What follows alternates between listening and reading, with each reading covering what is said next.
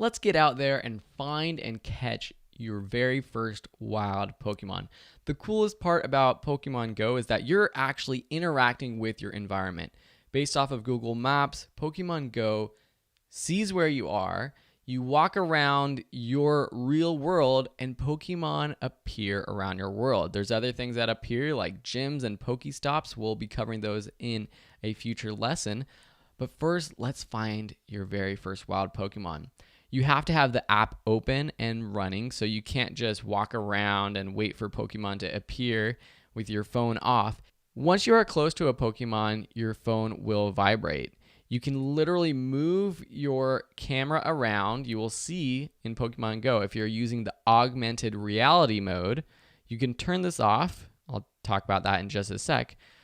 But you literally see the Pokemon on your screen in your environment.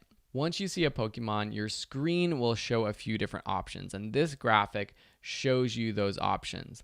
On the top left, number 1, you can run away. So if you don't want to deal with this Pokemon, you can just run away. In the top right, you can toggle on or off AR mode. This is the augmented reality mode. This is where it appears like the Pokemon is in your environment. Number 3 is the Pokemon's name and CP, or combat power. Combat power basically is how strong your Pokemon is, or that Pokemon is. Number 4 is the target ring. This is where you're going to be aiming the Pokeball to try to catch this Pokemon. 6 is your Pokeball. This is the ball that you will fling towards the Pokemon and try to catch. Number 7 is the camera if you want to take a picture of the cute little Pokemon. And number 8 is to access your bag to change Pokeballs or use any items that you have. That target ring you see here is yellow, shows how easy it is to catch the Pokemon. Green is the easiest, yellow is intermediate, and red is the most difficult. Depending on the type of Pokemon, where you're at, this difficulty will change. The ring will also change size. So the smaller the ring size is, the better chance you have of actually catching the Pokemon. All you have to do is with your finger, fling the Pokeball up towards the Pokemon. This might take a couple tries, but try to get it right in the middle of that ring. If successful, the Pokeball will capture the Pokemon, or the Pokemon will jump out and you'll have to try again. A quick tip for bonus points: when you fling your Pokeball, drag and rapidly spin the Pokeball in a circular motion before you release with your finger. Takes a little bit of practice, and you'll receive a curveball bonus. Another quick note about CP, or combat power, something we mentioned in this lesson. The combat power shows how powerful the Pokemon is.